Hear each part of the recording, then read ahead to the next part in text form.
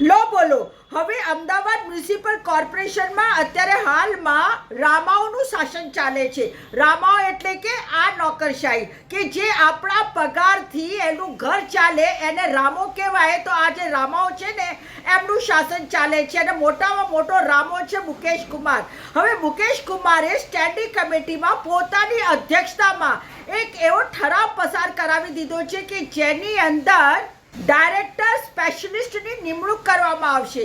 અને આ ડાયરેક્ટર સ્પેશિયલિસ્ટનું કામ શું છે કે એ વ્યક્તિ રોડ રસ્તાને કેવી રીતે ડેવલપ કરવા, ટ્રાફિકને કેવી રીતે મેનેજ કરવું એ માટેની રિપોર્ટ તૈયાર કરશે, આયોજન કરશે, પ્રયોજન કરશે.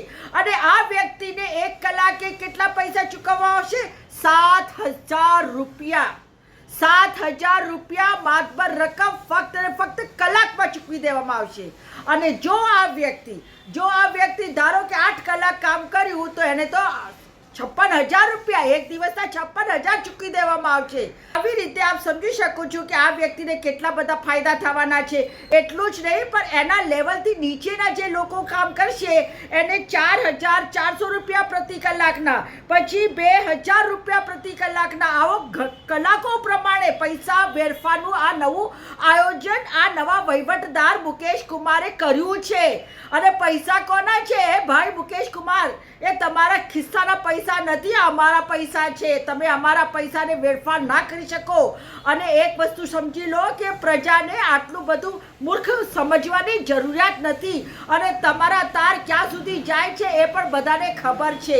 એટલે આ જે નિર્ણય છે એ તખલખી નિર્ણય છે. આ નિર્ણય કોઈ પણ સંજોગોમાં ચલાવી નહીં શકાય અને તમારે આ નિર્ણય પાછો લેવો જ જોઈએ. કારણ કે આ પૈસા તમારા નથી, આ પૈસા પબ્લિકના પૈસા છે. અને ये तो पब्लिक है, सब जानती है. अंदर क्या है बाहर क्या है सब पहचानती है. કડવું છે પણ સાચું છે.